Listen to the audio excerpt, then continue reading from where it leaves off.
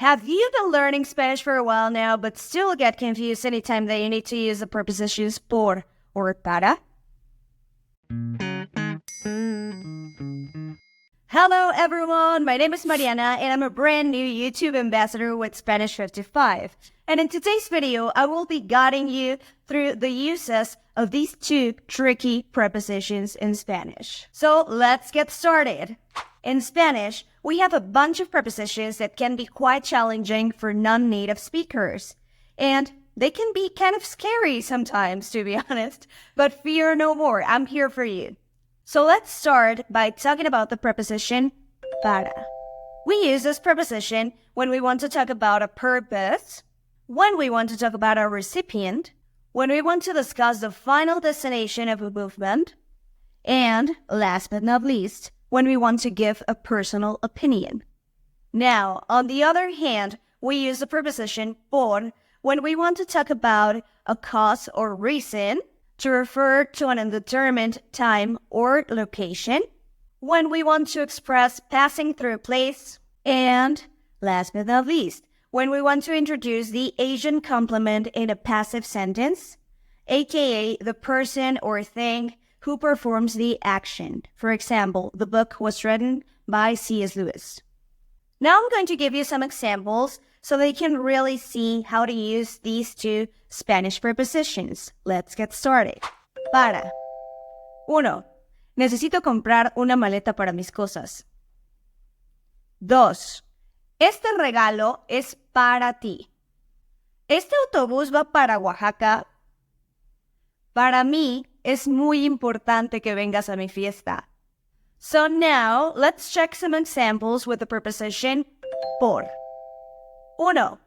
No puedo ir al viaje por cuestiones de trabajo. 2. Estuve trabajando en tu regalo por 2 semanas. 3.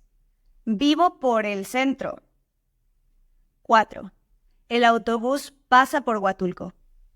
5. El libro fue escrito por García Márquez.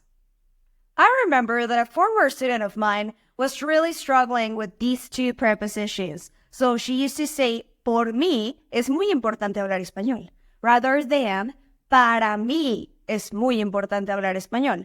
And well, after a few classes and by showing her some examples like the ones that I showed you guys before, she was finally able to use those two prepositions properly.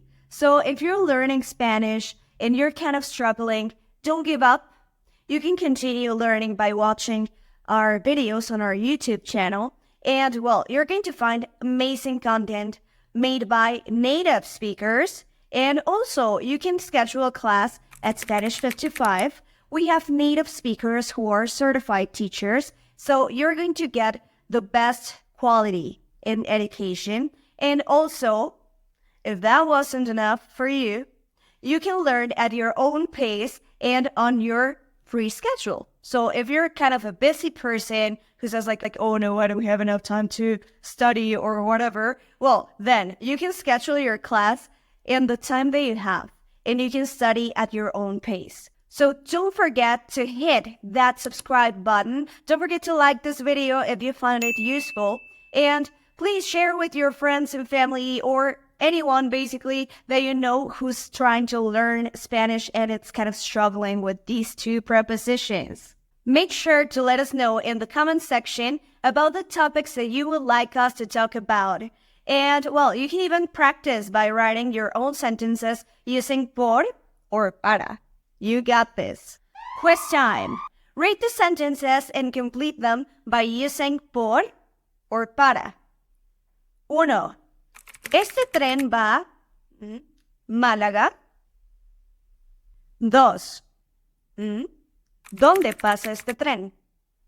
So let's check the answers. Let us know in the comment section if you got them right. 1. ¿Este tren va para Málaga? 2. ¿Por dónde pasa este tren? Did you get them right? Let us know.